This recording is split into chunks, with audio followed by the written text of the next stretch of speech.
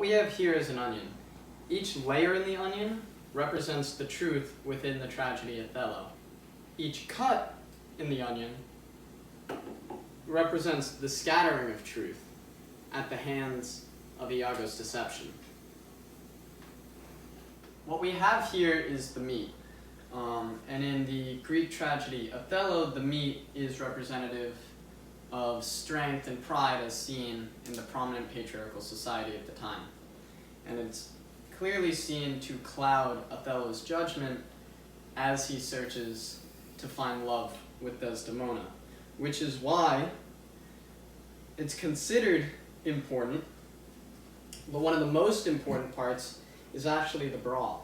And that's what this bone here represents. This bone represents love, especially his love for Desdemona, but sadly we see that fails him in the end.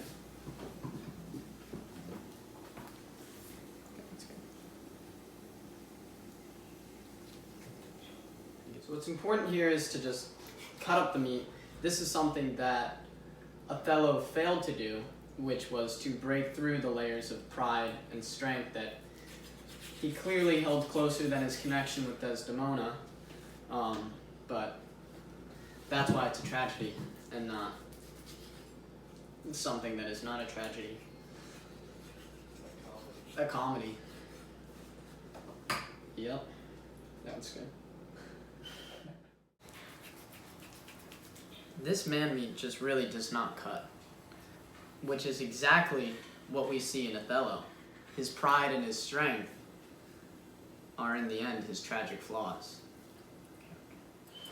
This actually is really hard to cut. That's not cutting. That's good. That's good. You can see the mushrooms are also messed up in this whole affair. Often forgotten. Mushrooms. Oh. There we go. Or even living under the shadow of a tree, like Iago. The mushrooms represent Roderigo. Mushrooms, Roderigo, you slimy fungus.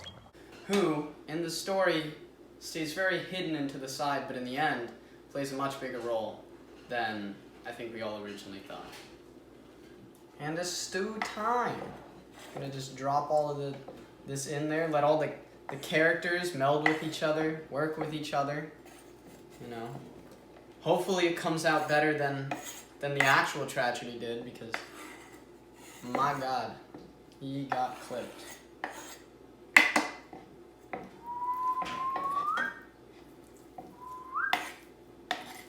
Oh, masterpiece. Don't forget your potholders. Get your potholders. Hot shit, what? Spice of life. We got sage, thyme, rosemary, bay leaves, and turmeric.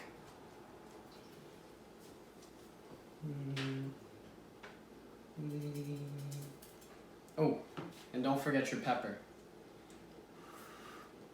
Sleep tight, my sweet prince.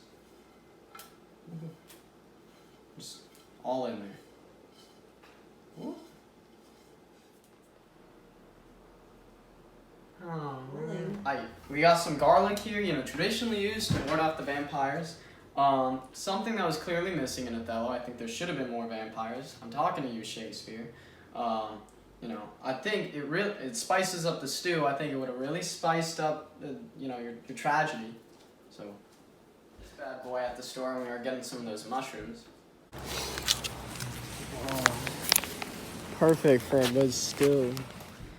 So, what we're gonna use this for is just to add some moisture. So just like get that child safety lock on it.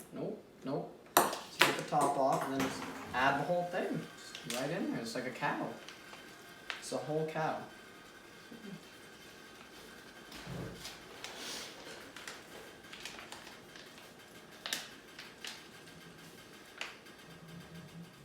Alright, so we grabbed our Jesus juice. We're just gonna pour this one in there. Ooh. Careful. And just a little bit more. Can't get enough. The people in Othello can't get enough too, because blood, deceit, lust, passion, it's all embroiled into this one tragedy where Everybody's dying. Kinda sucks. Alright, but my secret ingredient is a little bit of love, a little bit of passion towards my stew.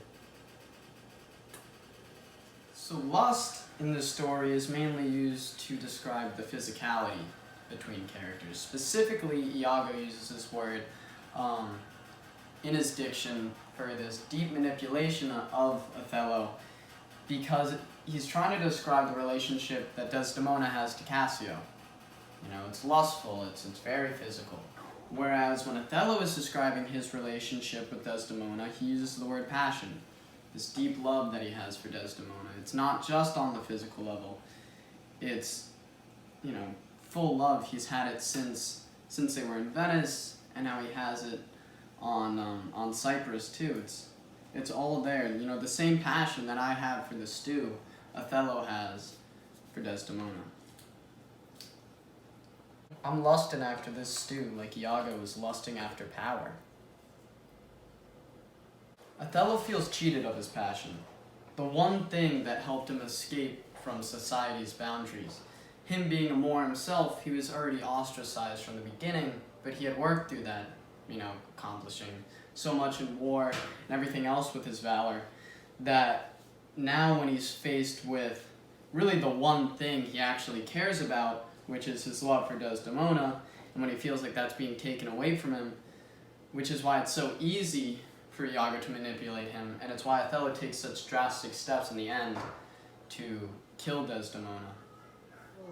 The carrots represent Iago, the bait. You know, he's constantly dangling that carrot in front of Othello, Rodrigo, Cassio, Montano. Everyone in the story he's manipulating. Even his own wife, Amelia. And so it really represents, you know, the bait, the traps that he's laying for everyone, and how he's deceiving everyone. Oh, and don't forget our catchphrase, you're cucked once, you're cucked for life. You a hoe, who you been with, who you know, giving top on the low. I'm a brink, I'm about to blow. You a hoe, who you been with, who you know, giving top on the low, in bed with Cassio.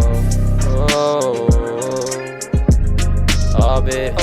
was a sign of love, not a sign of lust, but you fucked it up. Who knew? Could've been blind since the day I met you. Ooh. Should have known ever since Brabantio told me all about you, yeah. Trust.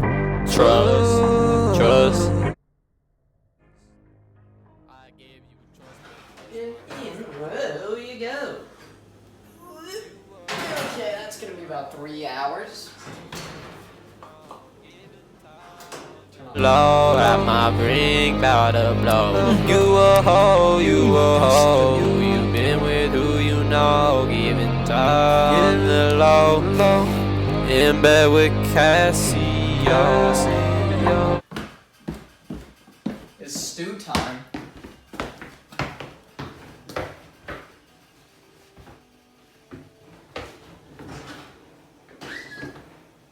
Ooh. Get a look at this.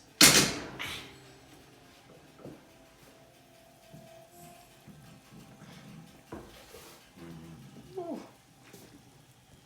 That's how we do it in the game. That's how Othello do it in the game.